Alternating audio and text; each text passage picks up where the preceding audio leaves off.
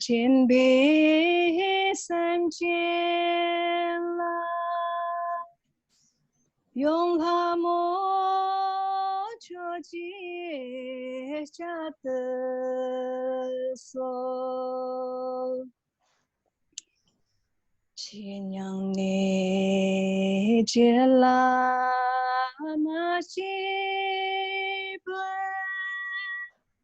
他念此个记章呢，真他念别离完了，永远的个拉灭下的所。都本高啊，人个身，同你共本么些本，下王言别用完了，用真别。灭家的所，三郎兄你没一起啦，你是真被不求记。知道是江中巴那，特女没见拉灭下的所，养的个东拉你西家。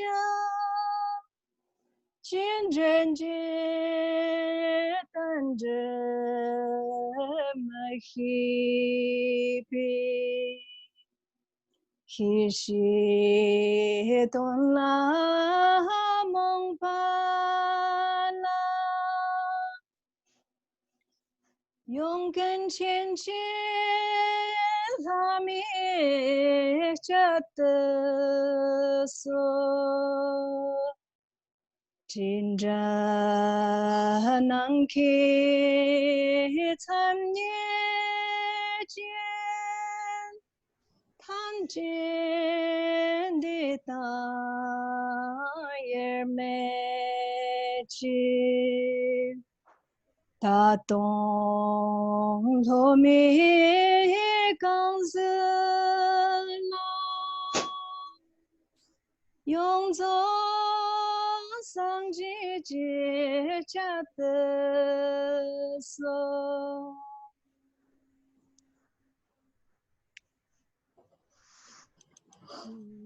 Thank you, Tuan. Thank you, Kamala. Next, we go to the prayer, opening prayer together.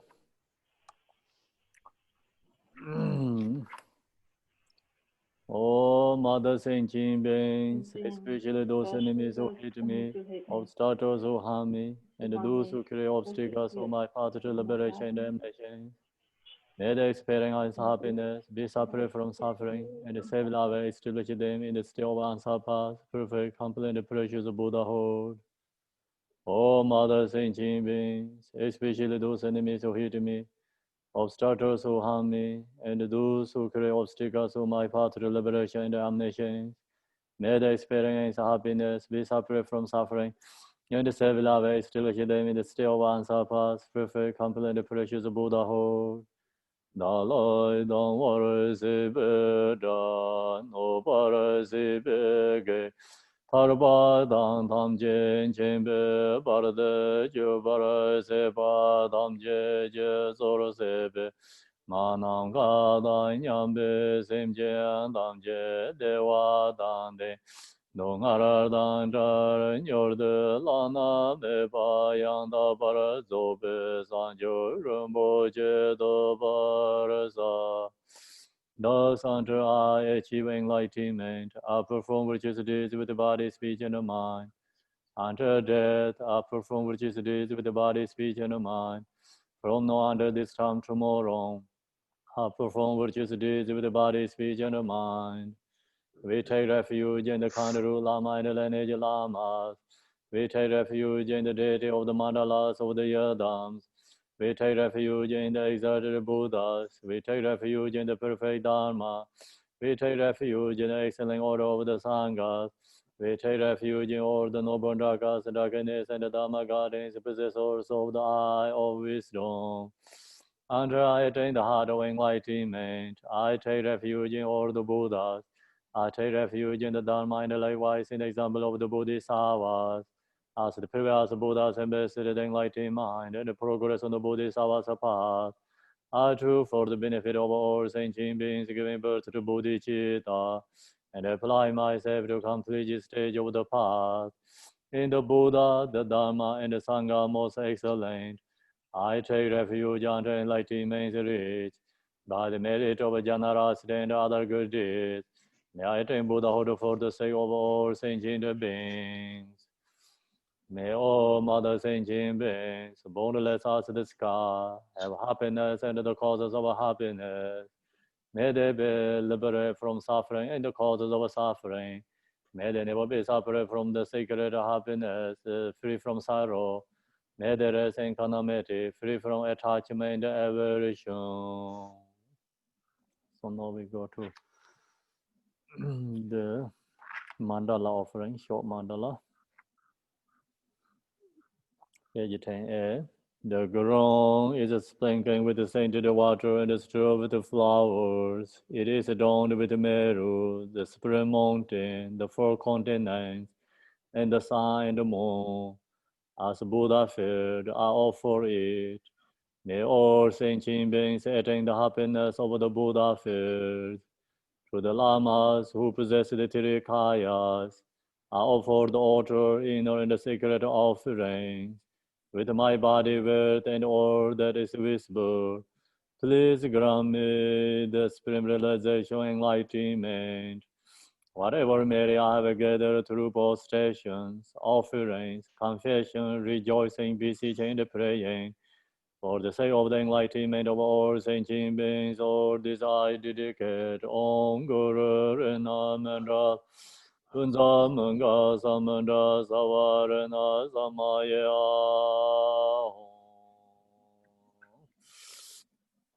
I call refuge, ornament of the world. Your fame provides the 3,000 words. You are the victor, Vajradhara Vidwa dropped. I bow at the feet of Father Jigden Songgon. Continually I think of no one but you. Compassionate one, grant your blessings. Dispel the darkness that surrounds my heart. Please bless me so that I can realize the unlimited nature of mind. Please turn the way of the Dharma, of the two words and their combination according to disposition and likewise the mental capacity of sentient beings. So now we do the Manjushri for 32. Press to Manjushri. 32. His wisdom is brilliant like the sun, free of clouds of the two worlds, and perceive the various steps of knowledge in the true nature. Therefore, for this reason, he holds the wisdom text at his heart. He has compassion for all beings who suffer from the darkness of ignorance in the presence of samsara, as Father for only Son. Like a thunderclap, he awakens those who are sleepy in ignorance and losing the charm of karma through the 60 branches of Haramana's speech. He was the wisdom sword to cut the settling of suffering and to dispel the darkness of confession.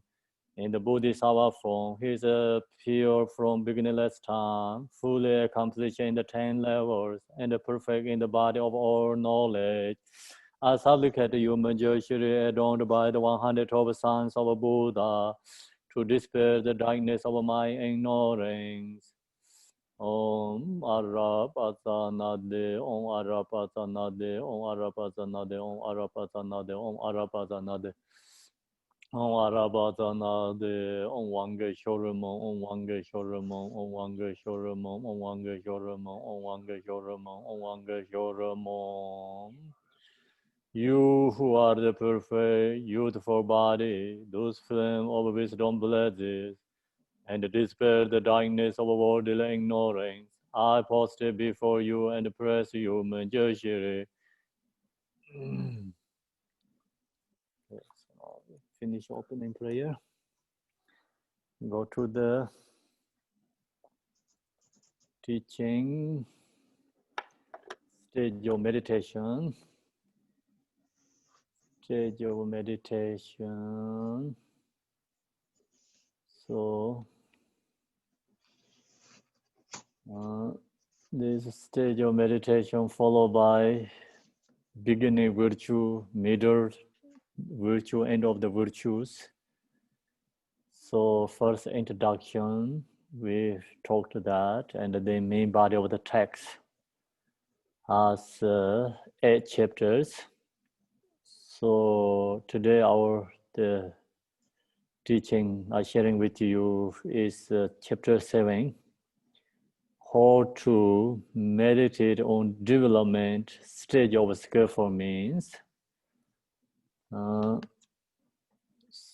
So then this generation stage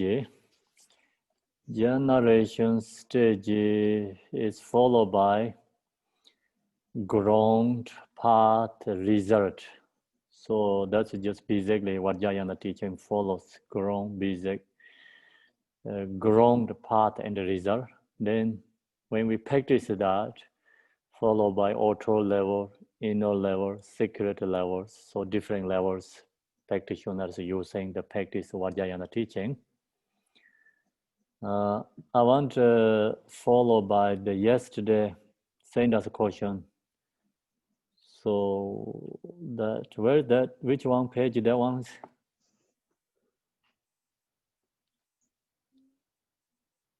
Oh, I see. No, 4. Page 104, yeah. Okay, so that's yesterday sender has questions, so I have to clarify that question, and answer is so this is a visualization. When we visualize the Yadam deity, clear and vividly visualize. So then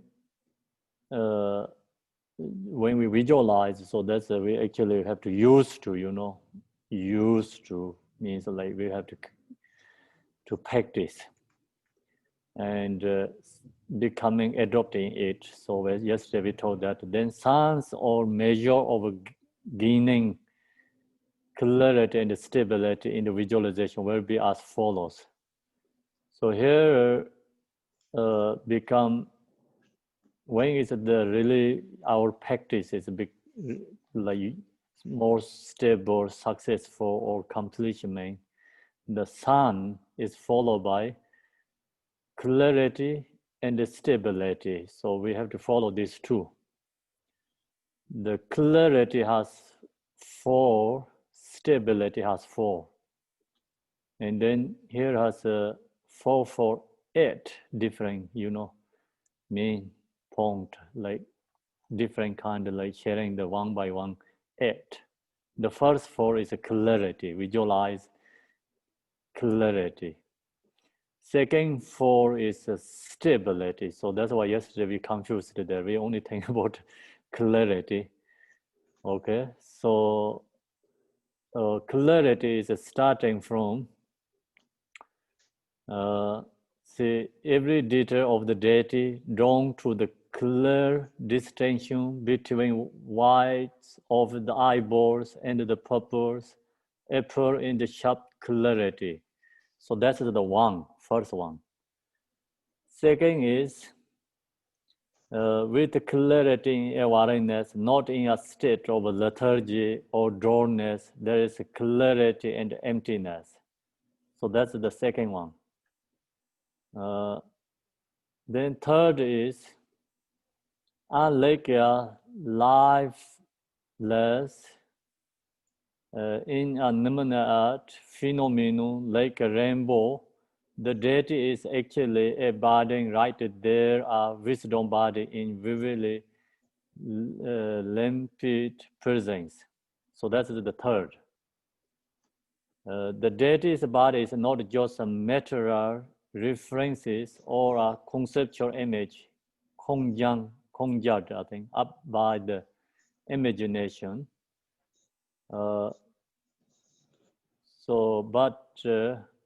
There is actually really right there in front of you in a clear presence. So that four is called clarity.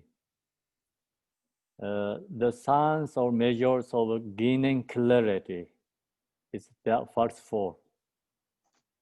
Then second is starting here. Thus, those four aspects of clarity, see, and the vividness are the measures of becoming adept and clear visualization. So presence means like here is the, if you can clear presence, that is a four, is already there. Then stability is like starting. At this point, we cannot lose our visualization by being more moved by laziness or forgetfulness. That's one. Second one is in addiction, our visualization, the clear, vivid presence of the deity does not become dim, flickering, or as if shadowed in fog or mist. So that's the two. Third one is even after we have been resting our mind in this nature for a long time, we will not be disturbed even by the subtlest thought, for we will have actualized the visualization. So that part is the third, and the stability part. The fourth one is no matter what we are meditating on, whether it is the face, hands, or appearance of the deity is coming or residing, the emanating and the resorption of light rays and so forth. We will be able to switch back and forth between these at will. These are the four measures of gaining stability in the deity practice. So that four is like stability in the deity practice. First four is the deity is by first four is the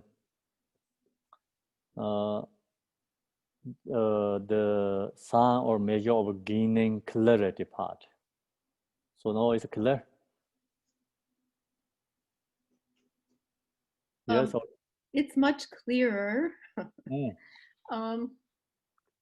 I just,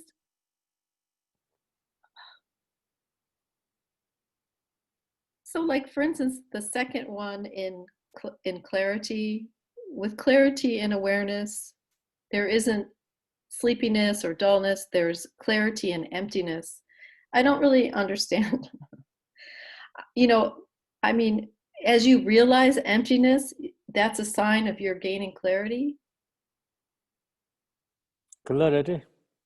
I mean, this is a measure of how you are improving in your meditation and achieving clarity. And one of the measures is realizing emptiness.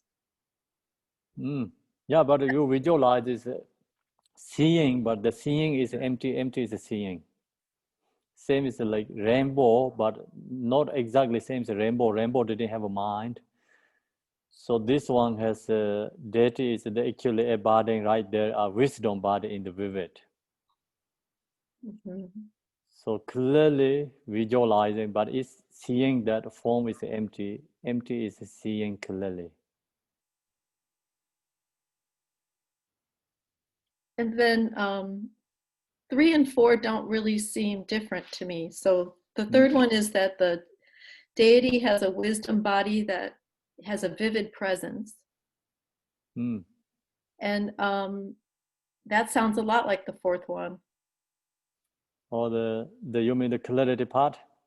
Yeah, yeah. So you mean the third one is similar as the fourth one? Yes.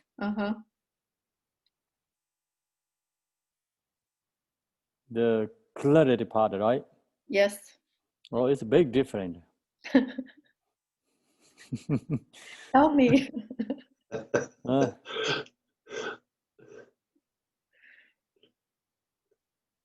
So the different aspects, right? And the third one is, see, are like a lifeless, inanimate phenomenon like a rainbow. The deity is actually a body right there, a wisdom body in vivid, infinite presence. Then fourth is the deity is a body, is not just a mental reference or a conceptual image conjured up by the imagination, but rather is actually really right there in front of you in clearly presence. So what do you mean the same or the different aspects, like, this described? First one is like think about more focus for, I mean, the number third is like what we visualize is not just solid form body. It's seeing is empty. It's rainbow, but not same as rainbow because rainbow no consciousness there, right? This one has a wisdom form body. Then this is like clearly you visualize. So presently. Then second is just focus for. The second means the number 4 actually. That we visualize that is just not only a material reference, a conceptual image conjunct, right? So it's the visualize, mind, when your mind clearly, the visualizes as appear to clearly on your mind, presently, clearly, appear to your mind, the fourth one is. So that has different aspects.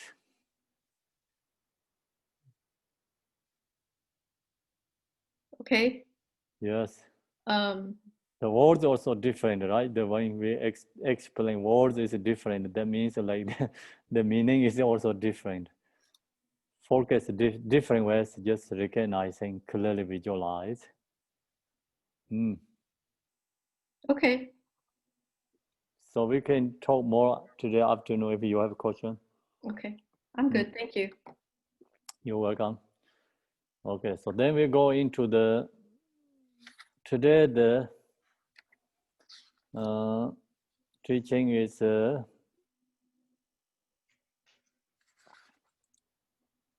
page 108, yeah? 108. So then you just think about this generation stage. We visualize the Buddhas generate, creation stage one by one. So first, like we just visualize all this universal is transformed to the pure universal, and then visualize palace where we live is become Yadamdeti's palace, and then we visualize in the palaces inside the center the seat throne, and the throne has lotus, sun, and moon syllable. So then the syllable is representing our consciousness. So that's a transform into the Buddha's body. So that's a whole practice is transforming in pure perceptions, also purify birth, karmic imprints.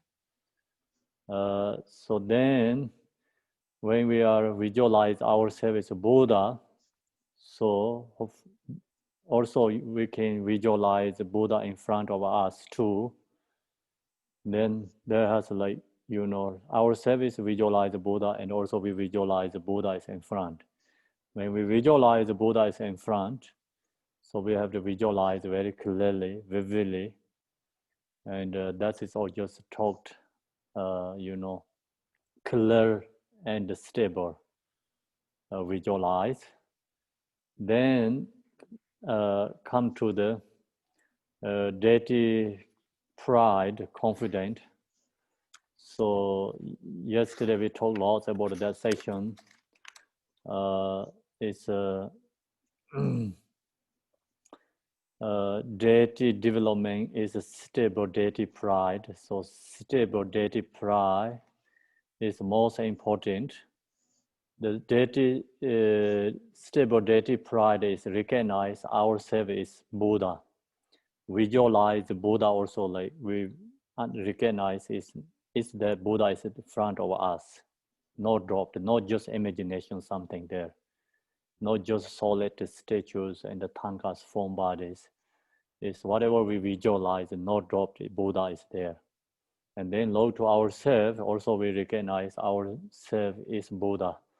So confidently understand, So that is yesterday we talked stable deity pride. So that stable deity pride is actually we recognize our own nature and realize, but not just something, we already talked, it's not about trying to forcing something or imaging something to be the case when in fact it is not. So we visualize it is the fact is truth, and it is only a matter of the says yesterday innate truth and knowing it to be the case. So that's a part is most important. Then today is like third one. Third one is the third element of a deity development stage practice drawn as recalling the pretty. So third, we have to know practice is recalling the pretty. Recalling the pretty is like auto level form, so many different kind of form bodies, ornaments. So we have to understand what the different ornaments form bodies. So have to recognize. So that is recalling the purity. And this section is most important too. If we don't know this part, then Vajrayana teaching is called secret mantra. Means secret means like if someone don't know this recalling the purity, then not ready to really show the Vajrayana rituals to them. First, they actually have to understanding this recalling the purity. Then you see the tanka image like something like wrath force, and the different kind of Buddhas. They're actually the image, these different forms helps for them is like recognize absolute truth. But people who don't know the recalling the purity, then they misunderstand. So they go to wrong directions. So that's the reason usually Vajrayana teaching without a teacher, you just read the book and the thing and the guess, like that is like, incorrect. And must have to have a teacher and like learn from the teacher, study and understanding, then you have to practice. Many people get confused and also go to wrong directions. Also this recollection of purity, some people don't know, and then the kind of like Vajrayana, the rituals, practices used the wrong way, wrong motivation, doing wrong ways. So that's the reason it's called the secret mantra, means like hidden, not for everyone. That's the reason, like example, in the temples, usually in the public temples, we don't hang out this all the wrath for deities and the yap and the yom, different kind, because people don't know this recollecting purity, they get misunderstand. And then, of course, like this area is, like we say, like dharma corruption, you know. Some people use this object and they show their thing, they show that they has a realization for, you know, showing for others.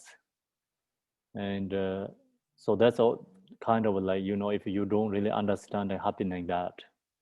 And who know the recalling the purity, then the really understanding this all the Vajrayana images, like kind of different Tanka forms, different Yadam deities, or so different ornaments. That's all the person understanding clearly. Then no any drop to, you know. Otherwise, some people think, wow, this is cannot be Buddhist. Some people see the wrathful deities. Oh, this is no Buddhist. Buddhist is no anger. They're just pointing the all image, you know. Then they see the Yavion. They're saying, oh, no, this is no Buddhist. Like many people, like kind of follow the outer appearance image. What are you seeing? You don't know the reality, inner quality, what is going on there. So that's the reason it's called secret mantrayana. And not for public. First, you have to understanding this or everything, like, or, you know, recollection purity, the meaning. So this refers to training in the dynamic energy of the play of appearances and emptiness, recognizing that deity appears in form body display, but has never devoted from the nature of Dharmakaya. So also we talk about the three kayas. So you really know here this way, then you just really essence of the three kaya, you understand what means. Tirikaya means. Then you understand this, why this all different deities display like different form bodies, where that's come from, you know. So that's the reason here. The refer to training in the dynamic energy of play of appearances means like this deity is appear to for us different form bodies, play of appearances, and but that deity is emptiness. Recognizing that the deity appear in form body display, different form bodies display, different, you know, like Yadam deities appear to individually, also like they have many different kind of Yadam deities display, means so many different, but has never devoted from the nature of Dharmakaya. They actually all these deities appear to form body, but it's come from Dharmakaya. Source is Dharmakaya.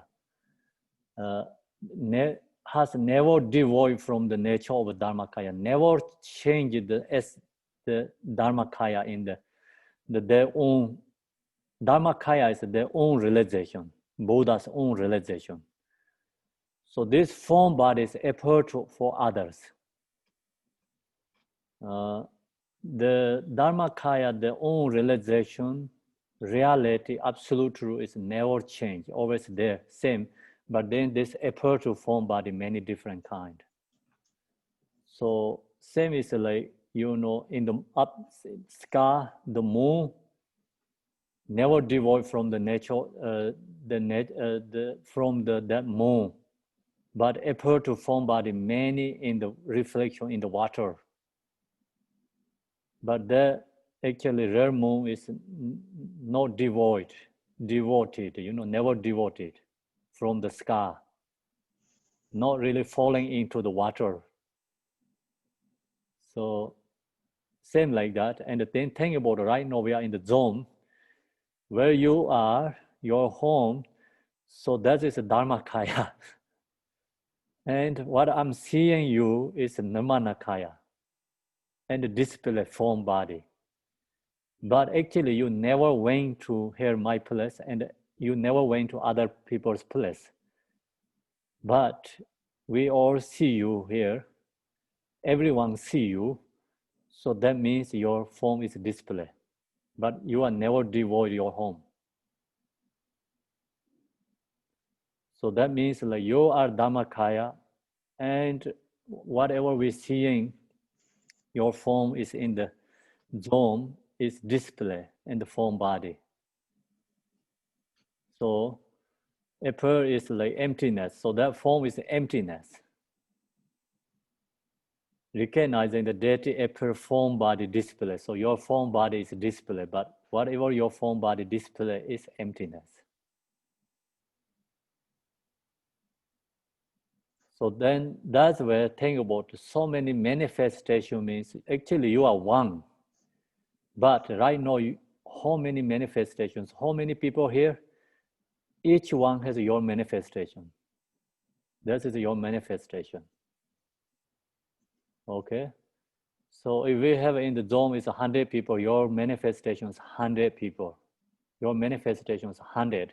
But actually you are only one. It's Dharmakaya, means like you are only one. That is Dharmakaya.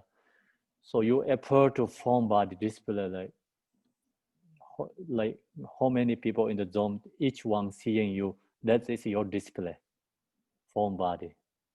But that form body is actually empty. Then that is where it come from. It's come from Dharma, like you're really where originally where you are. So that is a Dharmakaya. That's where we have to understand. And then all this Yadam deities own nature, Dharmakaya, or this Buddha's the same nature. When the display form body, then due to the individuals, like like benefit others, like appear to many different kind of form bodies. Many different form bodies. That's why here it said this refer to training in the dynamic energy or the play of appearances and the emptiness, recognizing that the deity appear in form body display. Okay? So, but has never devoted from the nature of Dharmakaya, but never devoted nature of Dharmakaya. That's a good example. Right now we are using the zone, easy to everyone understand. So like that. And then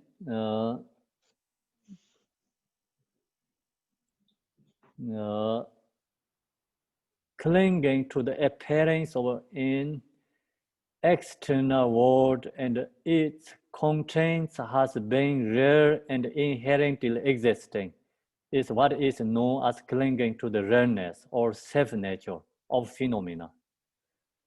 So this meditation practice, recalling the purity meditation practice, is antidote to,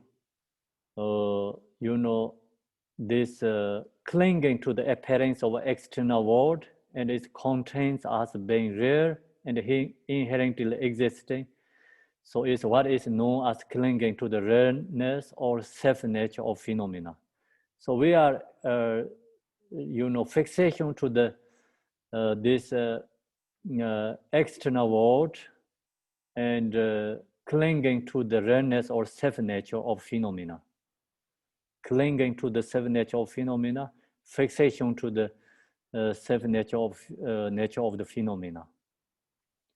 So this meditation, the recalling the purity is like remove that self-clinging to the phenomena. So same is like when we talked the teaching Vipassana, the selflessness of a phenomena, right? Selflessness of phenomena meditation. So same like that, but same benefit, but different method here. So when I share the Vipassana intellectual part, so that time we talk about the selflessness of phenomena, we're investigating, use logic. So we say no exist this, external object because it's not really exist. The using the logic is like everything is interdependent. Then we use logic is not exist one, so cannot exist many. It's not exist one, not possible to exist many. So like that kind of we use logic and investigate, understand this whole like phenomena is not exist inherently. You recognize that, then you are not really fixation attached to that. So that is the followed by Mayaminka way practice, release clinging, release attachment from the phenomena, understanding this phenomena is emptiness. But then this is a Vajrayana tradition. Vajrayana tradition where it's recalling the purity. Whatever we see in this form is recognized, is pure, not impure. So then you realize it's pure, then you are not clinging to that, no fixation to that, no attached to that, no grasping to the phenomena. So this all phenomena is become, we use the transform, actually we can say transform to the pure perceptions, not the ordinary perception. So this phenomena is not the object of our attachment, object of the grasping. So this phenomena is, we transform pure perceptions, created the Buddha pure light. Buddha said, or is like reality or absolute truth. So that's we using this method is transforming everything, changing, transforming in pure perception is. So then self-nature of phenomena, so we know the self-nature of phenomena is always causes of suffering. So we know that this appearance is not really existing externally. This all recognized. So pure, kind of like this all is recollection purity is pure, like deity is yadam deity. We're seeing all this form is a yadam deity display. So that way is all this object is not causes of attachment, it's causes of happiness. And transforming in pure perceptions. So that's the essence, main point. The self-appearance, the phenomena, recalling the purity is taught as an antidote to grasping at the self-nature of phenomena. So this meditation, recalling the purity is antidote to self-nature of phenomena. The self-appearing mandala of pro-modal knowing is beyond any conceptual limitation of face, hands, color, shapes, and the rest.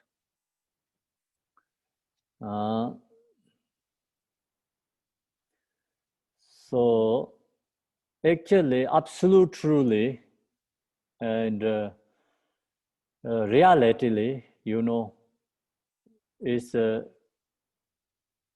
the self-appearing mandala means like all this form is Buddha's form, hearing mantra is Buddha's mantra. So we talk that, but then also we talk about this, all this universe is Buddha's pure lane, and the house is Buddha's palace.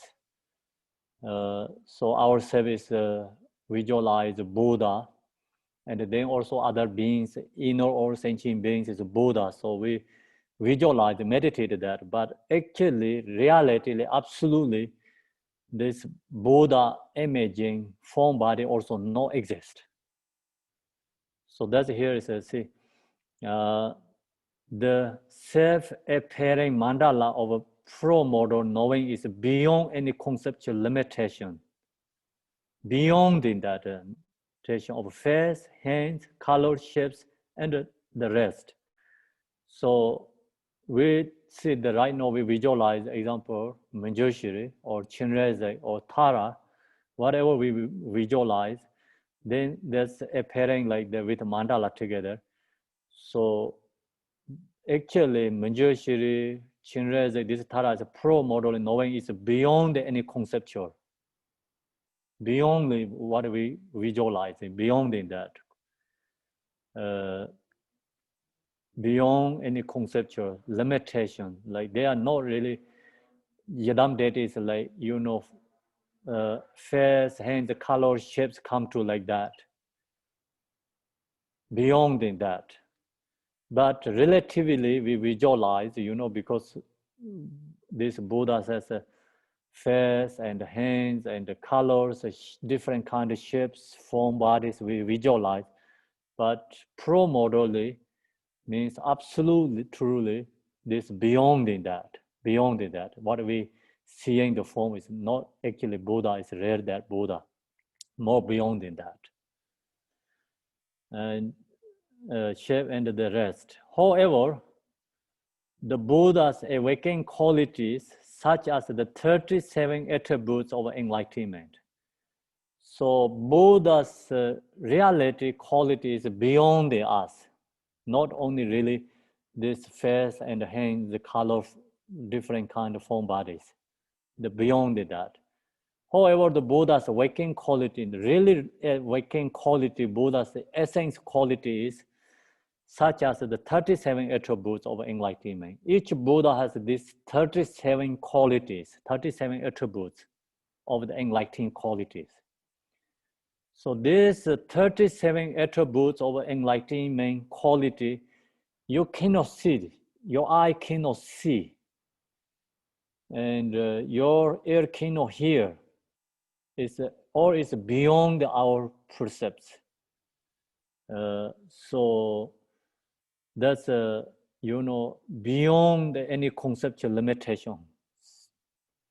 So then how can we recognize these Buddhas? Then this 37 attributes is appear to different symbol form bodies. So this different form body is introducing the Buddha's absolute qualities. Not only the author level these qualities, that author level quality symbols introduce the absolute truth quality. What is the absolute truth quality? This Yadam deity, Buddha has this 37 attributes, means 37 is coming here is like all these qualities Buddha has. So then that qualities appear to form body and different kind of ornaments. So we use this different kind of ornament form body is relatively, and then recognize absolute truth Buddha's qualities. So that's where we have to understand enlightenment and so forth.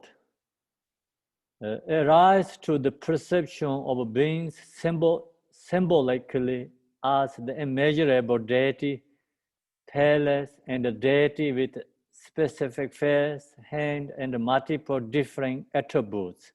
These are all symbols pointing to the absolute nature. So these symbols pointing to the absolute true nature. These symbols is the realize. So we see the symbols and have to recognize the absolute truth. These symbols are showing the absolute true quality. Same as like last time we talked, finger shows moon. But then that time you cannot look to the finger, you have to look to the moon. So like that, this Buddha's different, auto level form body ornaments is showing absolute true quality. So that's why it's these are all symbols pointing to the absolute truth nature. Then some people, this don't understanding this pointing to the absolute true nature, they exactly just get what is the symbols, just follow that. Then that's the big misunderstanding, become confusions. And another teaching, Buddha said, Pada mane seizayin means like have to care the father and the mother. So then some people don't understanding that thing is like we have to care our parents. But what means like killing the father and the mother, then you can liberate means like you have to killing our ignorance and attachment.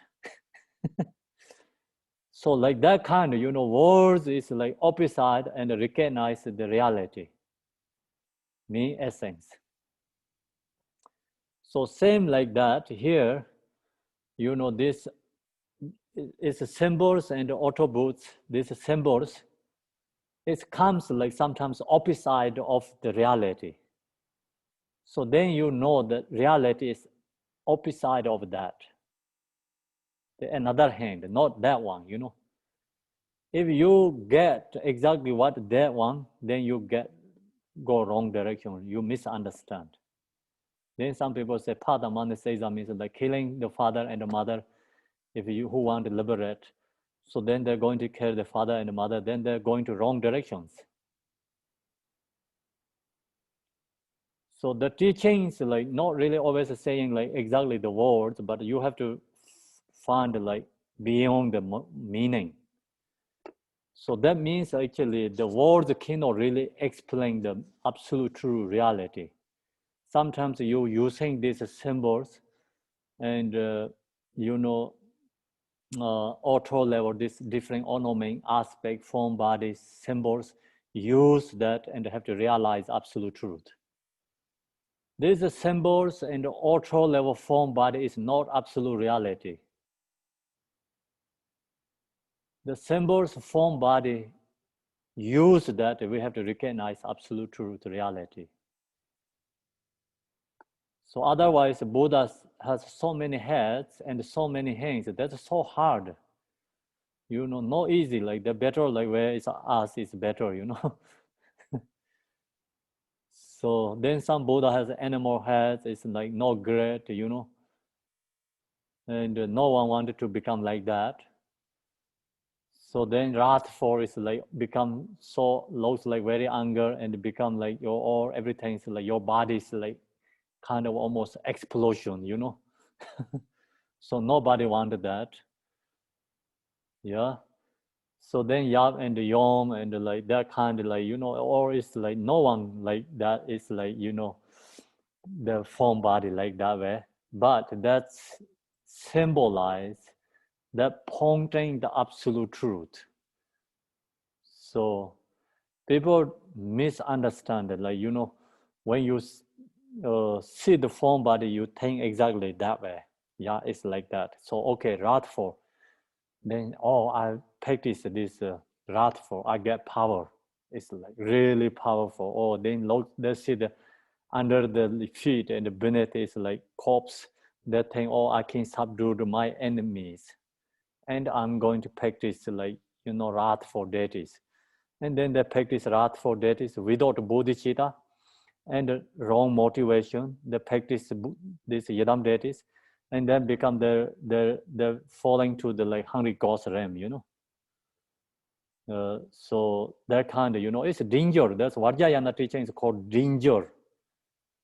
It's emergency. Actually, we have a medical called emergency. This practice is emergency. So it's very danger one called.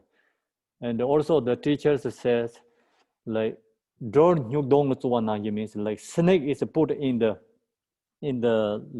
like we have the bamboo, right? Bamboo is like big bamboo has a big That's bamboo. Good. Inside is a hole, right? Inside is empty. That's good. Bamboo, right? Bamboo, like the tree, and the inside is empty. Let's talk So of bamboo. Bamboo, yeah, bamboo is a bottom, and then you of course like it's bottom there is like close. Tube, yeah. Basket, kind of a basket, like bamboo basket. Okay, so then we say put in the snake in there. The snake can be all the way bottom there or top there, cannot be middle area. Because the snake cannot really can sit in the middle. There must be below or must be out of the top of the bamboo, outside, like top there or bottom. So Vajrayana teachings is they say like that. If you go into wrong, it's that you go to lower realms. If you do right, it's you go into enlightenment. They only have two choices, not in the middle area. Okay, so no middle there. Then who use this, like see, misunderstanding and the wrong motivation without bodhicitta and wanted to subdue the others. So then, like wrong motivationally drawing practice, it's called wrong direction. And that's the reason who practice Vajrayana must cultivate bodhicitta first. Bodhicitta. And then practice Yidam Deity. So that's have to go together because the Yidam Deity's essence is bodhicitta. So without bodhicitta, the practice Yidam Deity is a danger. Danger way to practice, and also not knowing this, the recalling the purity. So when you practice Yidam Deity, and also have to know the recalling the purity. Especially this Vajra Yogini, Vajra Yogini, like kind of, the Yamintaka or Vajra Kalaya, like that kind of, maybe so like we usually practice that Yidam Deities. That Yidam Deities, the form is appear to form symbol, form body, showing the absolute truth, but appear to form is like impure, not pure like nice, appear to form is like kind of a opposite of the relatively, our face, our what perception is also not pure for us too. So peaceful deity is like not that danger, because like appear to form is not impurely appear to us. It's appear to purely like nicely, like that's the reason in this peaceful Yidam deity's ornaments is all followed by human beings we like, because we like the gold, we like the silver, we like the jewelries, we like the ornaments, nice things, like also followed by ancient traditions. So this all peaceful Yidam deity has that way and looking nice way, like something special. When you see that, you don't upset, you get you like anyway, that attract you nice. So that's why that peaceful tangas can be in the temple is no problem, especially public temples. The wrathful is like when you see it's appear to is impure for you, because the thing about this first or 5 chrome is like it's the fresh head, like different kind of, like what they call the skull cups. 5 skull cups, like human beings' heads, is not great for us, right? And the relatively our just regular beings' perceptions are not pure. And then human beings' fresh heads, in the mala kind of heads in the body. So then animals' heads in the head. So wrathful, like really wrathful appear to form. So that is like when there is appear to form, just like relatively our perception is not great, not pure. But actually that showing the really absolute truth, quality, reality, that's the reason we have to study this recalling the purity. If you don't know this recalling the purity, then you don't know why Vajra Yogini has pet heads. Pig is the worst animal. They don't know which is clean, which is dirty.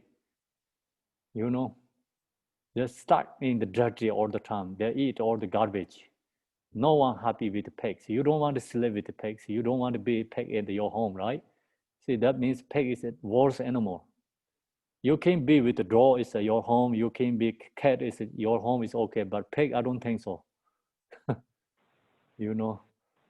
So why is it then Vajra Yogini is very high realizer, like you know, like Yadam Dede, highest level Tantra Vajra Yogini is like Mother Tantra is like called highest level, and the Yadam Dede is form body has pig heads.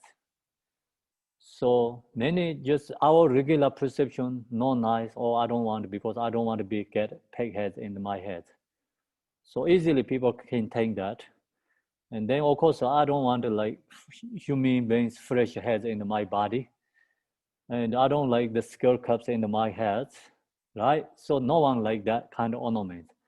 But actually they're showing the absolute truth, really symbol showing the quality, reality. Pig is the pig, no, the symbol why pig is because no dirt, pig don't have a dirty and clean. No dirty, no clean. That symbolize showing no drawer, no dualistic. The highest level is no drawer, no perceptions. Like kind of a like perception means like you know good and bad perceptions gone. It's no judgment, free from judgment, free from perceptions, and or it's become pure perceptions, and also no drawer, no dualistic. So we have dualistic thought. Actually, our seeing, our perception is wrong because we have dualistic thought. So, Vajra Yogini is no drawer, no dualistic. That is truth, reality, absolute truth. So then in the relatively pig don't recognize clean and dirty. So use that to symbolize its absolute truth. No dualistic. So that means like not really Vajra Yogini has always a pig wherever she goes. But that's showing its reality, absolute truth. So that is that called recalling the purity.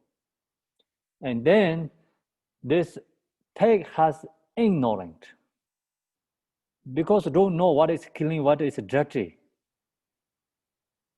So Vajra Yogini has pig head. That's then you think Vajra Yogini has ignorance? Not. She is free from ignorance. That's why it's pig head. So free from ignorance. Then also you see many Yidam deities, especially you think about, we talked already, Bardo teaching. That all this wrath for like 48 wrath for is arising, right? 48 or 58, something, I think 48 wrath for. So this wrath for this Sheto Bardo deity, some has animal heads, many has animal heads. We talked already, like some has a tiger, some has a lions. So this all showing the absolute truth, reality. So some is showing the power, some is showing the courage. So the main point, this animal head symbol is free from ignorance. Free from ignorance. This Yidam dead is free from ignorance. So then you recognize where is animals come from. It's ignorance. Where is actually samsara is based on ignorance. And then Yidam deities, many deities has head is the animals. That means like free from ignorance, free from samsara. So that is the recalling the purity. And then, of course, the wrath force. Wrath force has always lots of meanings in there. Also, the Vajra Yogini here is body is naked, no cloth. So that means like absolutely no thought. It's free from thoughts and free from emotions. And free no conceptual thoughts there. Okay? So then wrathful, think about wrathful.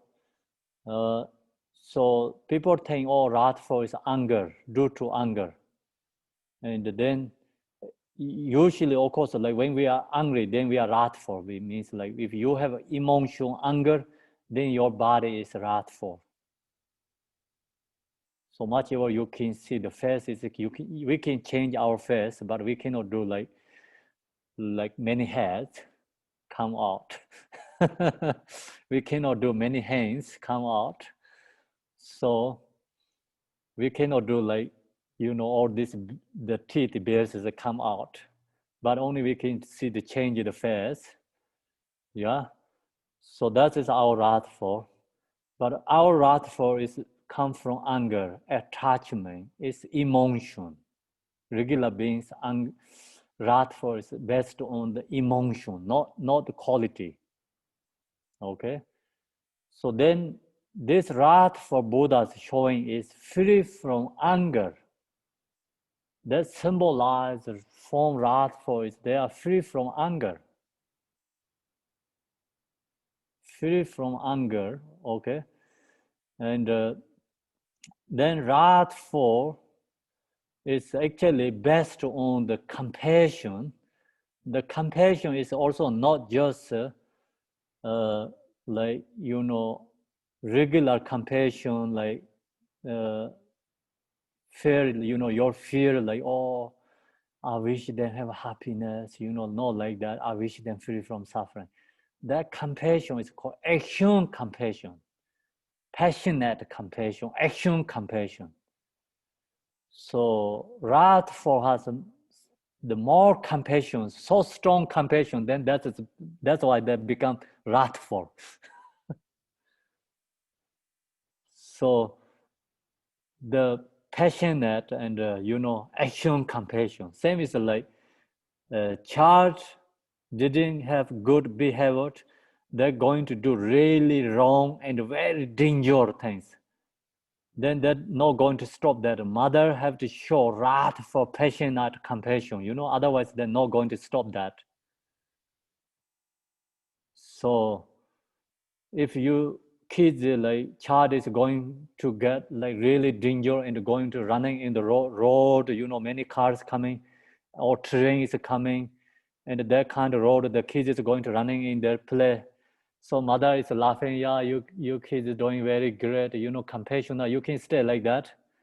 Not possible, right? So then mother says, oh, please don't go there. And the car is coming, it's like, this train is coming, or maybe tiger is coming, like very dangerous place. The mother just say, oh, don't go there, just leave like that. No. If the kid doesn't listening, the behavior, they're all just going in that danger place. The mother have to do use like wrathful way, take from them to danger way. Showing wrathful, different ways benefit other beings. That's why this Buddha has 4 activities. 4 activities. If Buddha has only one activity, then Buddha really don't have much, abilities to do for benefit others. Buddha has all the abilities, different ways to benefit others. So that's why Buddha has 4 different ways activity to benefit others. It's some beings not, subdued or pacified peacefully. Their effort to form is wrathful way benefit others who need wrathful to protect them or benefit them. So that's the reason the wrathful is actually based on the action compassion, passionate compassion, not just relaxing compassion. Okay, some beings need action compassions. Relaxed compassion, no benefit. So we also like see the teachers has some has like wrath force, some has peace force, all has a different kind.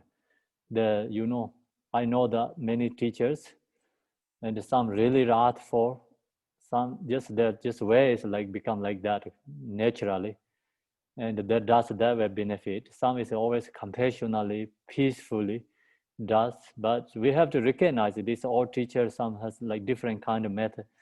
The effort to form is wrathful will benefit peacefully. So sometimes like you always be with a peaceful teachers, compassionately, very loving teachers, but sometimes you see totally opposite of something. That time you suppress and what is this? I never see like that, So that kind of, many different teachers too, like that all is a different form is effort to benefit others. So that's you have to understand. And then of course we have another form is called Yab and Yom. Together, Yab Yom is symbolized meaning is free from attachment. Free from attachment. Not the based on the attachment. So our perception that attachment. So that is a good way to do, but actually not. That means free from attachment. Free from attachment. And also the Yab and Yom symbolize is wisdom method.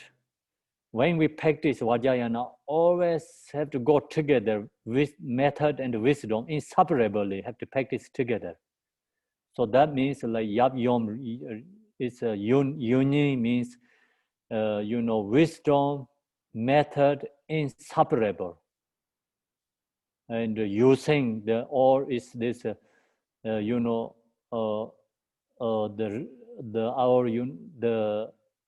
now the ordinary perception, this impure, is taken into the path. So the use of the or is using the method, whatever you do, worldly activities, what you doing activity, or put method and wisdom together, then your activities become into the practice of Dharma. You use the method and wisdom. So that's like skillful method, method using. We have to understand that. And then here is the 37 factors of enlightenment included. So I cannot go all the details. So detail is your homework. Go to Google and learn from Google. Google give you everything for you, whatever you need. Long as you have time, Google give you all information. So here is low in the footnotes. 1 to 4 is the 4 foundations of mindfulness. For mindfulness, 1 to 4. Then 5 to 8 means already 4 there. No is 5 to 8. The 4 restraints, restraints, and that means 4 is 8. And no 9 to 12, another 4 coming. The 4 bases of miraculous powers. 12, 4 times 12. So no 13, starting 13 to 17, the 5 powers. So 12 then plus 5 is 17. The five powers. Then starting from 18 to 22 is another 5 plus another 5. The 5 strengths. And then another 7 plus again, put an extra 7. 23rd to 29, the 7 elements of enlightenment. And then 30 to 37 is the eightfold path.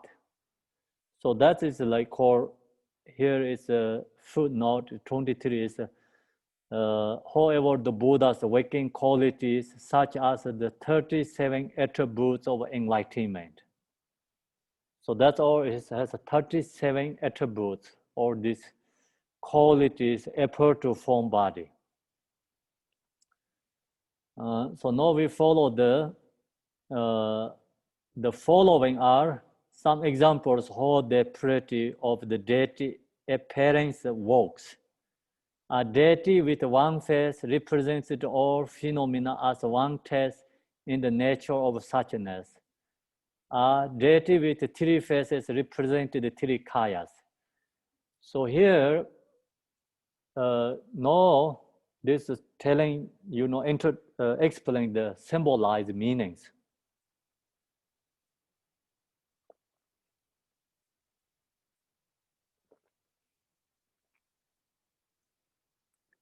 Symbolized meaning is some Yadam deity has one face, so Tara has one face, Manjushri has one face, Buddha has one face. Why is there one face?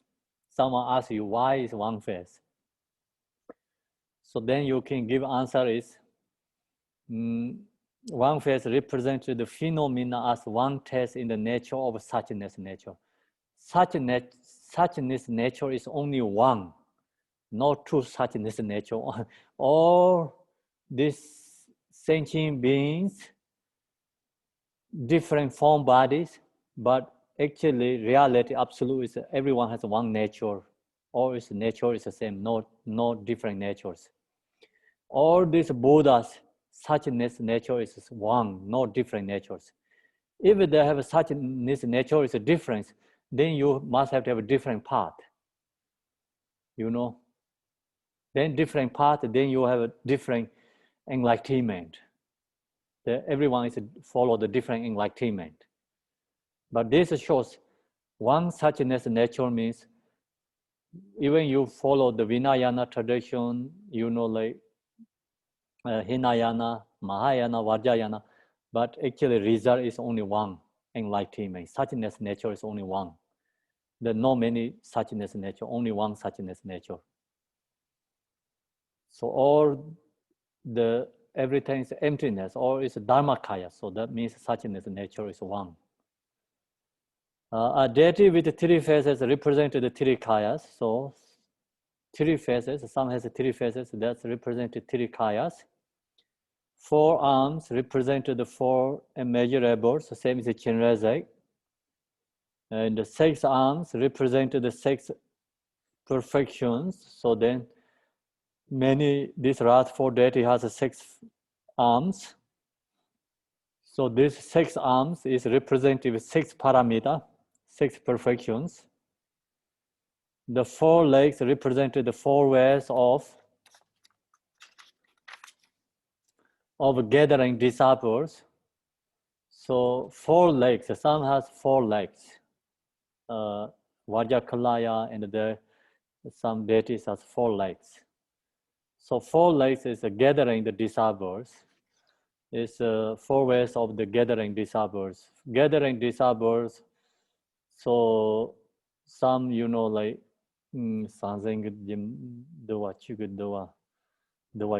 so it's some like you have to give food, clothes who need, and so who need the dharma, share the dharma, and who need protections, giving protections, and who need, something like that, kind of like for gathering means like then you gathering all the disciples activity ways benefiting people, other beings, people, four ways of gathering disciples.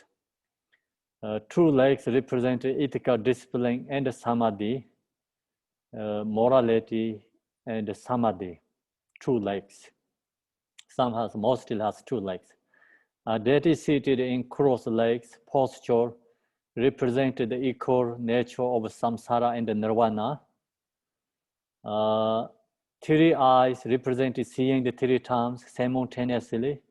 So Achi Sadhana, we talk about three eyes, we seeing three times.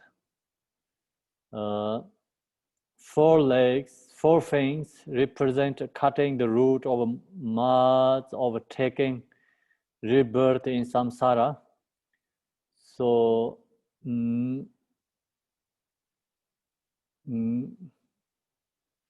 so these four bears, four things. I see four things represent cutting the root of the mud of taking rebirth in samsara. Four different ways of taking samsara. So we talked that. I think you remember, like birth is our warm birth. We are warm birth. So then they have another, moisture birth, egg birth, and a miraculous birth. So there's four birth. And cutting the four birth is like free from birth. Four things represent cutting the root of the murders of taking rebirth in samsara. Male and female deity in no-draw union represent the union of skillful means and wisdom. So the yab and the yom together union is representative and method and wisdom, or the freedom from ordinary attachment. When the deity appears naked, this represents being unclothed by the coverings of concepts, the no conceptual thoughts. So naked, the representative is. Deity with a white color body represent being unsullied by the stains of defilements, and they point to the nature of mirror-like wisdom. So Vajrasattva and Chinreze, white color, they're all white color. So this white color is representative, the deity is white color representative, actually peaceful deity, peaceful, pacifying Yidam deity, and also so unsullied by the stains of defilement, and then also the pointing to the nature of a mirror-like wisdom. The color yellow represented the increase and enrichment of awakening qualities and the wisdom of equanimity. So then this followed by, I think, four directions Buddha, usually the Easter Buddha is a white color, center Buddha also white color. So the white is pacifying, and then sorting Buddha is usually yellow color. Yellow is represented the increase and enrichment of awakening qualities and the wisdom of equanimity wisdom. The color red represented the possessionate energy of compassion for all beings and the wisdom of discriminant. Then we know West Buddha is always color is red color. So the red color represented the passionate energy of compassion for all beings and the wisdom of discriminant. The color green represents the unobstructed accomplishment of enlightening activity and the all accomplishment wisdom. So the green is. The color black represents the unchanging Dharma Dhatu and the wisdom of a basic space. So this is followed by the five wisdom. Is followed by colors, and then also different activities. So some is pacifying, some is increasing, some is magnetizing, some is wrathful. So different activities and different colors associated with these wisdoms. So five Buddhas, wisdom. The hand implement also have a pacified symbolism. Five project Vajra represents the five wisdoms.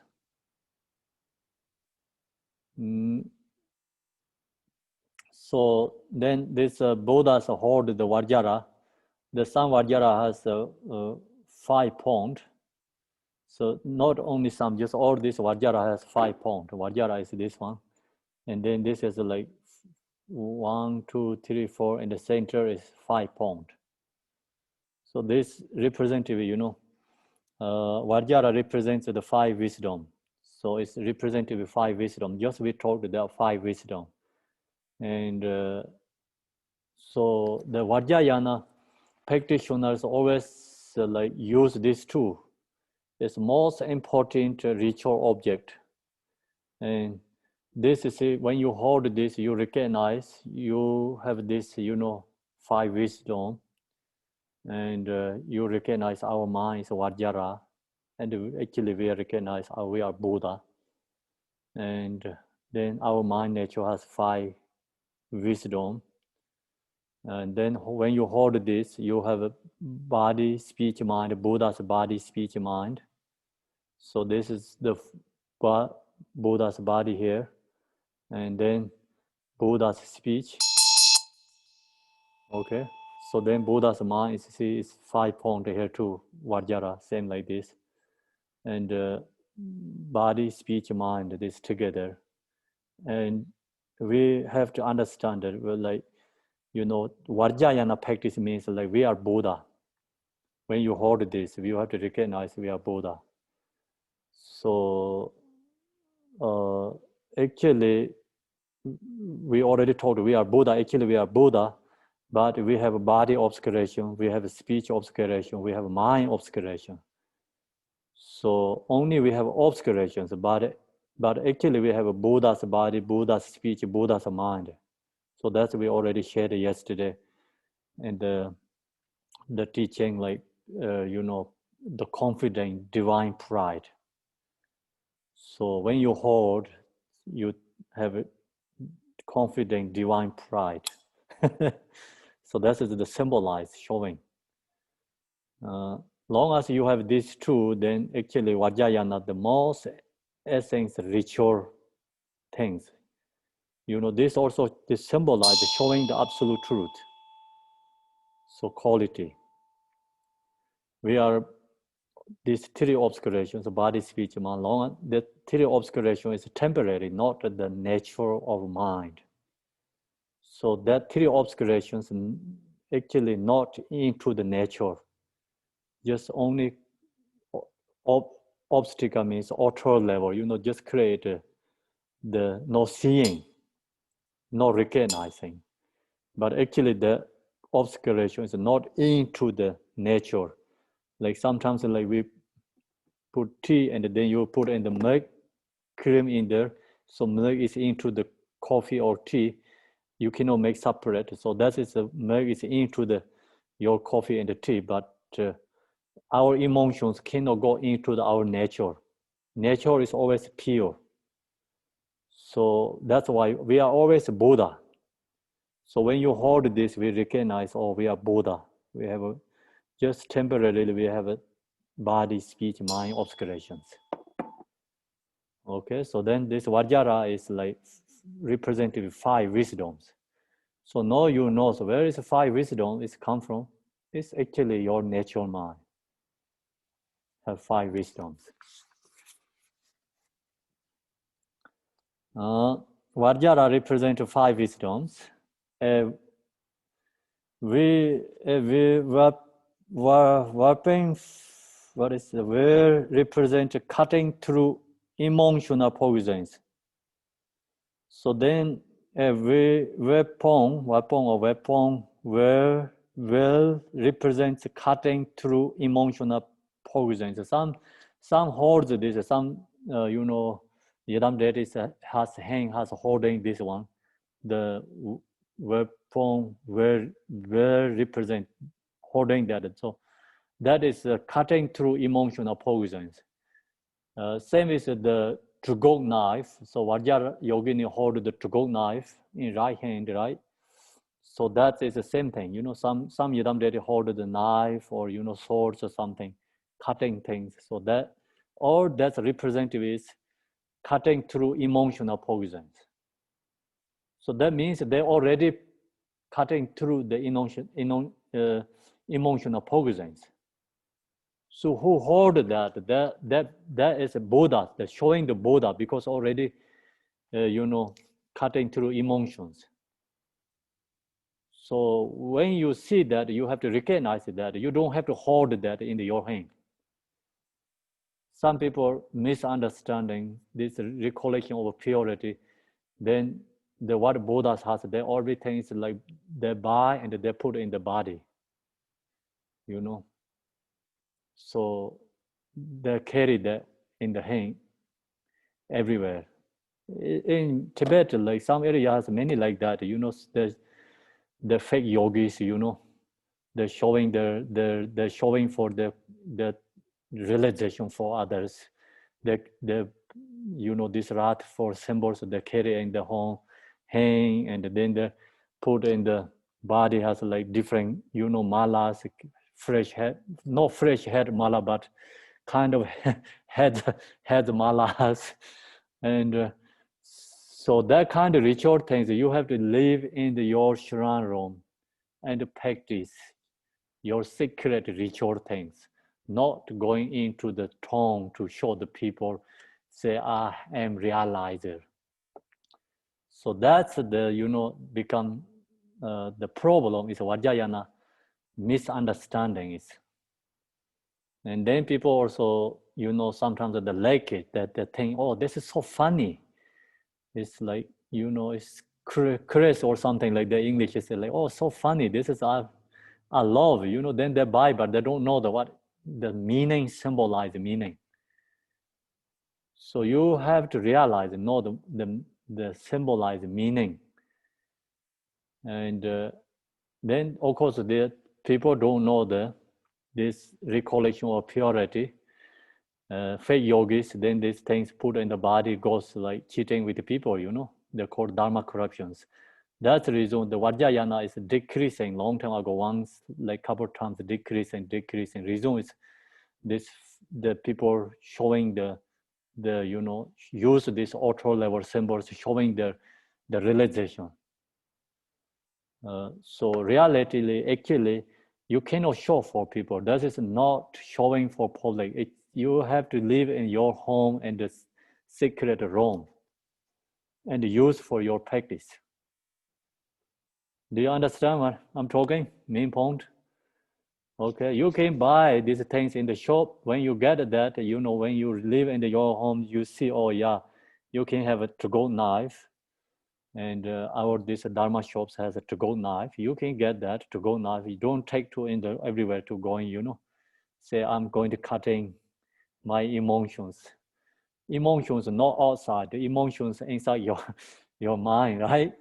So that's the reason you when you see that symbols, you load to your mind, I have to cut my emotions. So not cutting for outside, thinking something, cutting. So then that's misunderstanding, so that like that way, you know, people using wrong way. So now precious jewels representative being the source from which all positive qualities aspiring.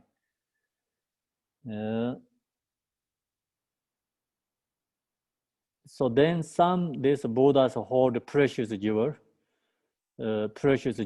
like Chinrezig also, and his hand has hold the precious jewel, represent being the source from which all positive qualities aspiring. So this precious jewel is representative bodhicitta, actually bodhicitta. Bodhicitta is the source of all the Buddha's qualities. So that's we have to know. So like Chinrezig hold the precious jewel in his hand. So that means Chinrezig has already completed bodhicitta for benefiting for others. So Chinrezig, the bodhicitta is the same as the precious jewel. Then the lotus represents being unsullied by force. So then all these Buddha's feet is lotus feet, lotus. So that means like this Buddha's unsullied by force. Also, this Buddha's manifestation is born to in the samsara, but they don't have a solid by force. They are unsolid by force. That's the reason use this lotus represents ways. The to-go or carved to-go knife is coming, represent cutting through conceptual thoughts and pranoia.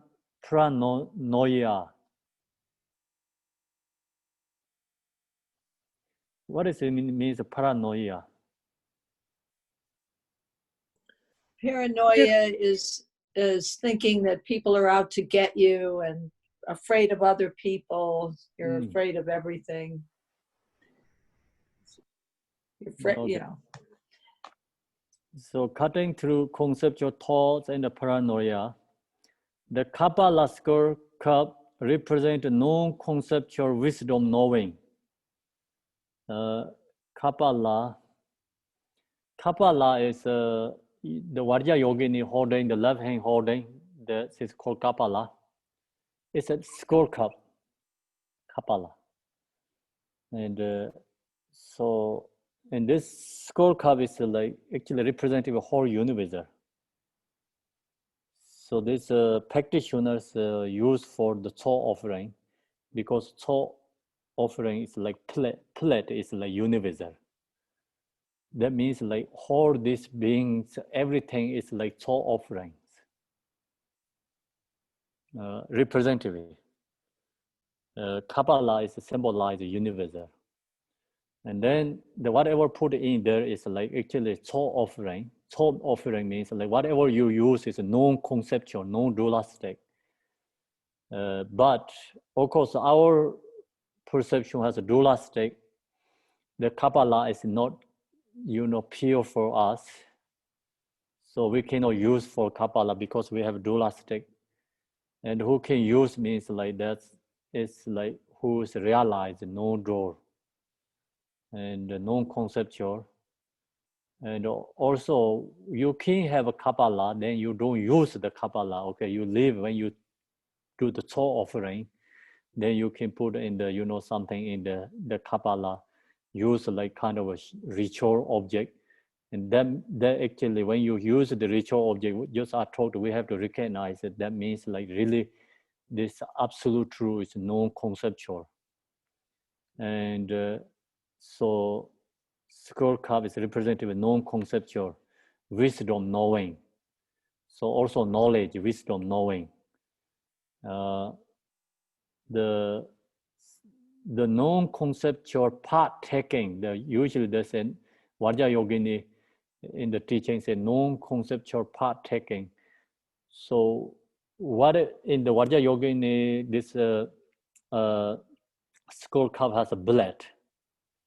So the bullet is part taken, is non-conceptual. That is all is pure. Whatever actually, who has realized, realize absolute truth, realize whatever they using is become offerings, and it's become pure. They don't have no door, like not pure. Our perception is like, okay, blood is not great, but reality they're great or bad or really bad, or is conceptual is gone. So that's symbolized meaning, non-conceptual. Then or it's become offerings, Cho offering. So the below feeling the skull cup represents one cushion, the four Mara domains. Yes, it's also this always followed by actually, different kind of symbolize follows, but generally same. Also, you go to the different deities, and then different teachers also shares the different symbolized meanings. So that is just different teachers sharing different symbolized, but you just have to know generally what the main point, what is this symbolized meaning. The symbolized meaning is not always stay same, because you follow the different sadhana, yadam deity, maybe the different lineages that give you a little bit different ways explain, but main point is not change. always the same. The below feeling, the skull cup represent one cushion, the four Mara demons. So then this skull cup sometimes filled by the blood, falling the skull cup. That's represent the the one cushion, the four Mara demons. So we represent it with subdued the four Maras. So four Mara also just not subduing outside, subduing the our emotion. Four Mara is emotion. So this is symbolizing, showing the subduing our emotions, not subduing someone, other beings. So have to bring into our own practice, not use for others. So you think about it, you get to go knife, you see that, oh, I have to cut my emotions. You have to recognize that you get to go knife, you say, I'm going to kill these beings, then that is wrong. Okay? So, or is symbolized, we have to follow, bring into our, like subduing, recognize emotions, recognize our Buddha's quality, own natural quality. So then, four Mara is I think you know. So I shared this many times. This is the hardest, like not hardest, but it's most important. I share this four Mara means, like Mara of form body, means like we are grasping to our form body, attached to these forms. So that's all is Mara of form body, and then Mara of attachment, emotions. Like Pumpade, Nyomopade, and Laipade, Chidagde. Okay, then Mara of son of God, Mara son of God means like we are pleasant to this or the object, pleasant, attached, and we are like time passing, kind of like not really into Dharma practice, but just we love this attachment objects. We love them, we attach to them, we follow them, we always taking care of them. So that is called Mara of son of God. Then Mara of death. So long as you have a Mara of form body, Mara of attachment, Mara of this son of God, then we have a death. So then of course we have a birth. So then we have old age, we have a sickness. All this is become based on these four Maras. Suffering is based on the four Maras. So Buddha means conquering four Maras.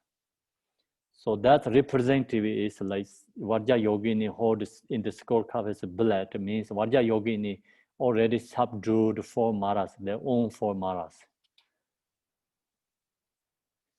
The Katavanga trading also has specific symbolism, but you can find the exact symbolism outlined in the text of whatever practice you are doing. So this Katavanga is, see what Vajra Yogini holding in the left side here, something Katavanga, and that Katavanga 3 heads, and the Pema Sambhava also hold in the Pema Sambhava also has like it's a left hand holding this Katavanga. Vajra Yogini has many Buddhas has Katavanga. So there has 3 heads and represented with 3 kayas, and also this Katavanga is always followed by different meanings symbolized. Vajra Yogini is the Katavanga is represented with Chakra Sambhara. So method, representative method. So then that's all is different ways have to recognize. All 3 of the above mentioned elements are important for deity practice.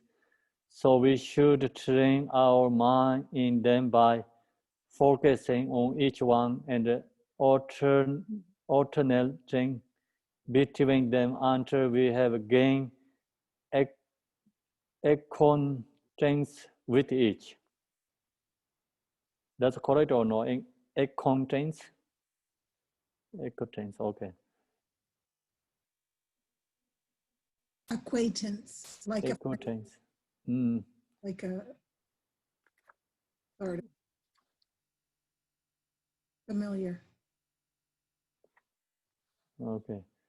So then all these above mentioned elements are important in the deity practice. So we talked visualize, clear, vividly, and then confident, divine pride, stable, divine pride.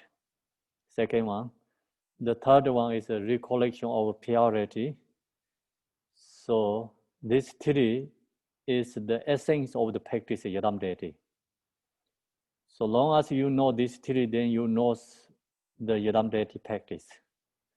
But some like you don't know how to chant. Sometimes you don't know what means giktor. Giktor means obstacle, torma. You don't know maybe some like part of ritual inside that doing symbols, how to doing. But that is not important really. Most important practice Yadam deity that right now just we share these three.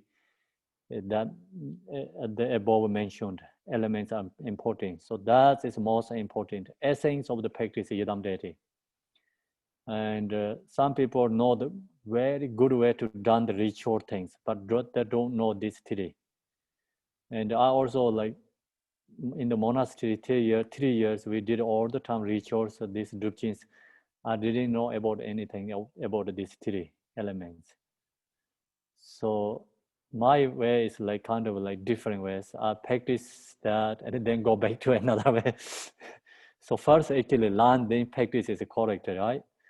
So when I was in the 3 years in monastery, we always do the rituals, drupchins, but no one teach anything about these three elements, three essence of this practice. But actually we don't have teachings, just only practice, doing things, ritual things. At that time, no really teachers there, anything in the monastery. So we are perfect, good for doing the ritual things. Very good for ritual. So we know how to do symbols and can play with the really good, this music, songs, and ritual, this tormas, and whatever we have to do, these things, auto level, everything perfect done. But this what it's talking about, no any ideas. So this Vajrayana teaching, one time I went to in the one time is like it's when I was Kempo Jimin Prince of Place. So that time it's the close to the area. It's called one Kempo Chichap. It's a very famous one, very yogi, unusual one. So I shared that story last time with you a little bit. So he's a really unusual person. So different from all other teachers. Okay. And he denied to take pictures. And people ask take picture, he don't let them take picture. But if some just takes, don't know, takes, then that's okay. If you ask, no, not possible. And so anyway, he lives very small hearts, kind of hearts. Outside is like Tibetan, this old tradition. The nomads usually yacht tent, we call yacht tent. It's yachts here, make the tent. So that is like covered outside his ritual huts because wind cannot come in. And very small, tiny. And he has a clay pot, only clay pot, like this clay pot one, and make the tea. So I don't know where to get one attending lama, so maybe he delivered food for him. So then his window is wooden, like something like totally can close, and then he open, people can see him. So like that, and no one can go his room because it's too small. No one can get into his room. just everyone want to see him. He's like just he can open the window.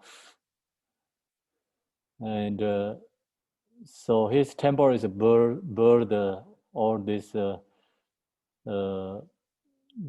what to call the wood, the playboard, and just can do like many months and buy playboard, put together nails, and like one day can finish. It's 300 months can fit in there inside there. It's no statues, no tankas, no altars, nothing, no any images. So then his throne is, I have his throne picture, so somewhere I can find, I can share with you. Wooden throne, no any covers, nothing, no painting, nothing.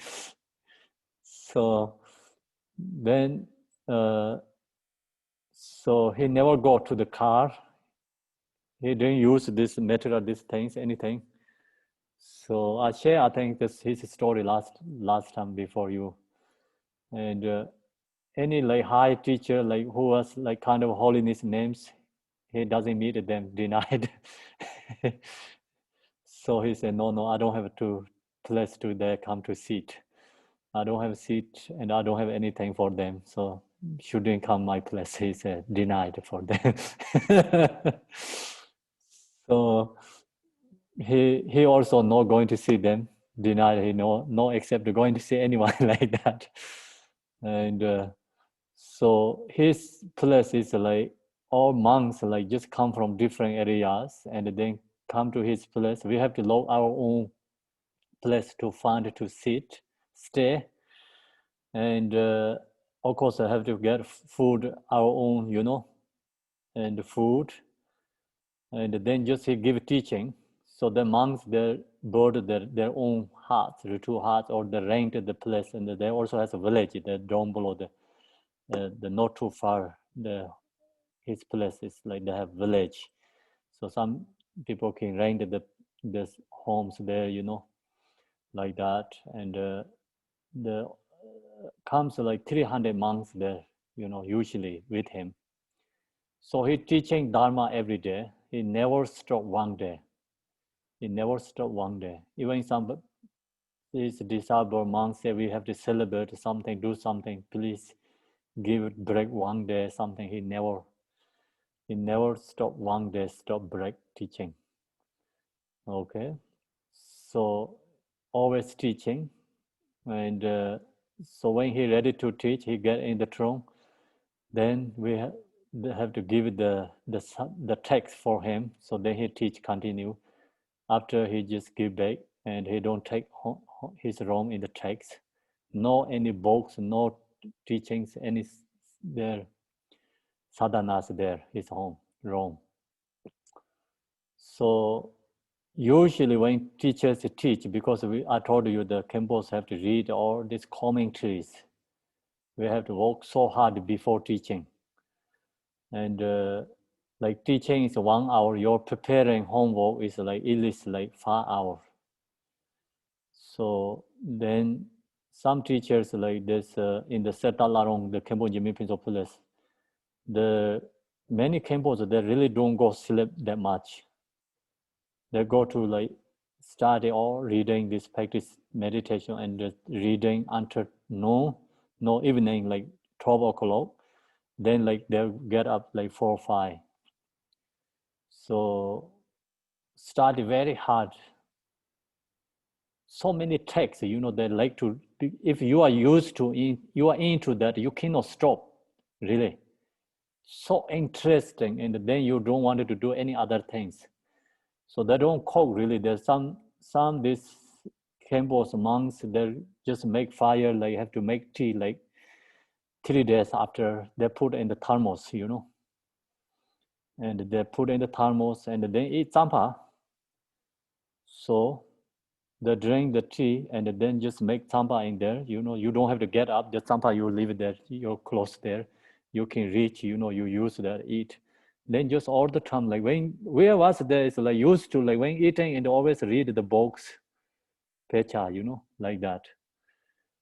So that kind of the naturally, you know, like blessing by I think it's a Khenpo Jimmy Pinto, really different than any other place. So anyway, there's a Khenpo Chicha also very close to the Khenpo Jimmy Pinto place, not too far, like maybe 1 hour drive away from the Khenpo Jimmy Pinto place. He resigned. Same actually kind of same value the big in the area. So I stayed there 1 month. So that time he talked, one teaching is all this ritual, then what you have to visualize at the beginning, like refuge and this, what means like, you know, obstacle, torma, what is this, the protection mentions, and then invitation, and this, all this, you know, 3 aspects, all these teachings, one book he shared. So that book is really long, very big. It takes 1 month, he share every day. So teaching. And that time I learned that these things, so it's great. You know, before I did in the monastery, all these ritual things, but I really don't know what is it that means. Just I did mostly Shuran master, you know, Shuran Kipur like many times. So then you have to know what have to do all these things. So one is Vajra masters, like, you know, what they're doing using these symbols. So when they do this, you know, use this kind, the object, ritual things, you know, the like this, you know, different kind, the hoarding and the destroying something, like we symbolize the soul offerings, many things there. So many ritual things, like before I don't know. So then actually really helpful when I did in monastery. What he says, I just get very easily. You know, no same is philosophy. Philosophy is more harder because before I didn't get. When he told that these teachings I get very easily, the reason is I done all these ritual things. So then I say, yeah. Oh, I think understand. Oh, that is like how to doing mentally visualizing, you know.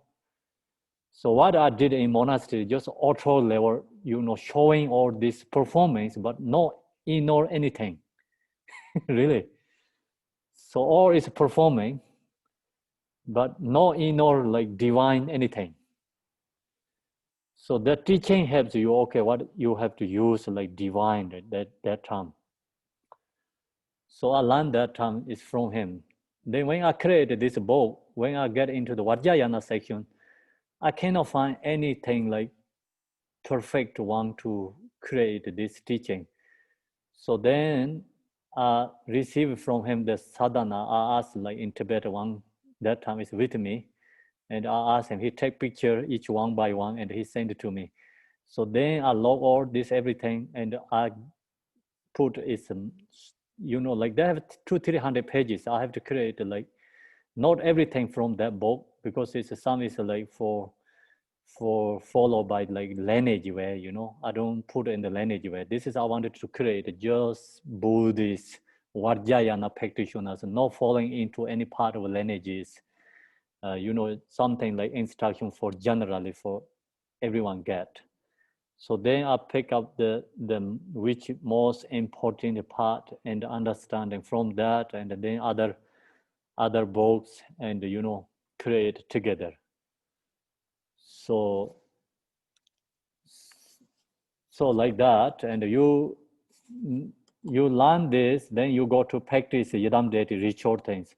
They make sense. But here is what we have here is mostly is visualization part, and not follow all the details. Like example, okay, no is the obstacle torma. So obstacle torma, and what means, how to you do the visualize, you know, and what Vajra master have to divine, you know, he's like he have to use this Vajra things and like, you know, divine, like how many times call like doing this way and thinking about, and then this who take the torma offering outside the Shram master, what that person have to think about. So then chant people how to think about this kind of, all this in the bokas. more details, but I didn't talk that. I just here is like put essence of the all this Vajrayana. If I go that way, it's then like 300, 200 pages. So this is like visualize, like generally we bring into practice. And if someone study that book, it's called Chiram Singdi, means like Chiram is visualize and creation, footnotes, something like that kind of footnotes. So who learn that one and then come to see this book, then they recognize, wow, it's already take all essence performed here. You know, if you go to other one, it's you have to take long time to learn, but some is not really important for just regular people, only for good for monastery, and who kept the tradition, ritual things. So this one I told you yesterday is focused for 21st century lay people practitioners. Most people don't have to response for monastery, the tradition, you know, kept that rituals. So we have to know practice, how to, these practices like really help for us and transform our, you know, emotion, take to the path. So that is our key we need, not the keep the, you know, tradition responsible for monastics, monastery lineages. So that's why I didn't put all this, you know, response for monasteries, tradition things. Okay. So then that Khenpo chap, then he passed away. So he has a special sons, totally different. Like of course he has. If without him, then who can have? That person is the same as just Malarepa in this life I seeing that, you know. So it's big special yogi, realization yogi. So that is actually really the follow the truth dharma. So this kind of dharma, like many people create auto level, so much auto symbolize that just don't really focus the inner, you know. It's always followed by auto things, like create so many things, build temples, build stupas. Of course, great to people who don't know practice dharma, but that's great. But really the essence of dharma is meditation, like you have to study, you know. Otherwise, you have like golden temples. You sleep in the golden temple, you cannot be transformed. You cannot become Buddha. So, golden temple is for creator, for who's the sponsors for the creator accumulation merit. And then actually the monks and the nuns use that, then create more accumulation merit. But otherwise, no practicing in their create golden temple is also kind of like no useful.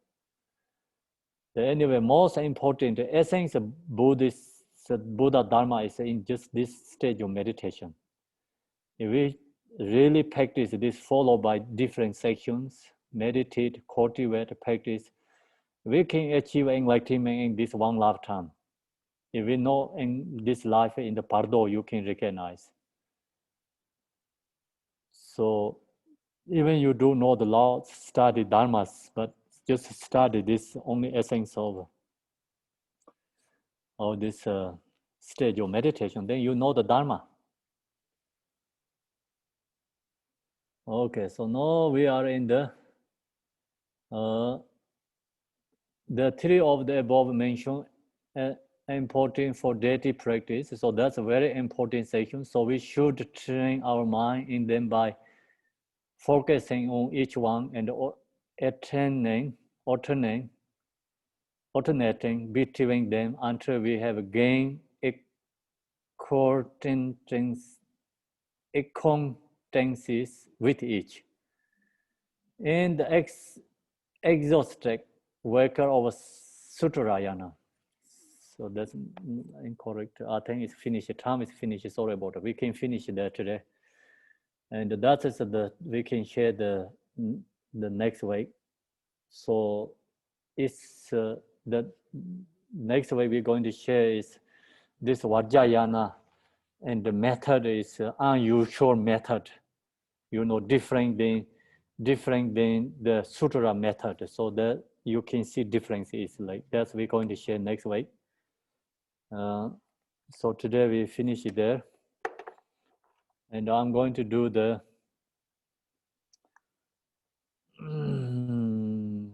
we have so many questions here. I think there were questions about the name of the Kempo that you were speaking of, close to Jigme Punsok's place. Do you know the spelling of that name, Kempo, or could you pronounce it slowly? I think people wanted to write that down. Larongar? No, the name of the Kempo, the yogi, the teacher that you went to. Kempo Chichap. Like Kempo Chi. Can you spell that? We don't understand.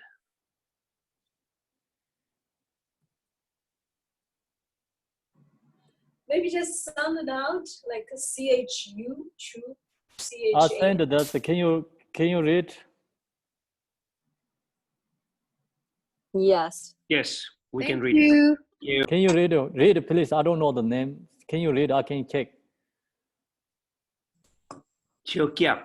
Okay, Chuchap. Chuchap, yeah, Chuchap. But I don't know that the people write different. It's not Tibetan, so English they just put different. We don't know. That you're saying pronunciation is correct for me.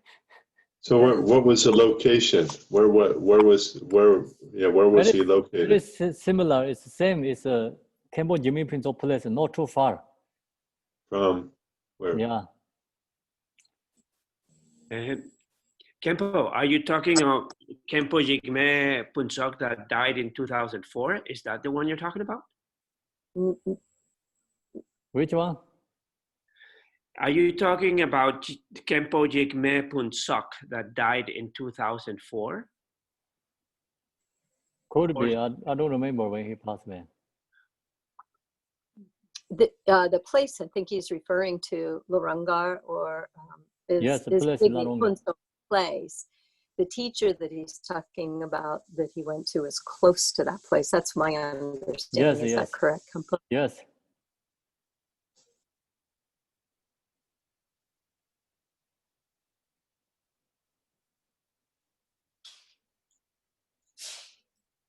Larungar is the very, very big monastery area that the Chinese were tearing down.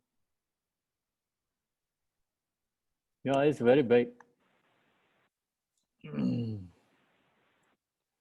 Okay, so now we're going to do the dedication together.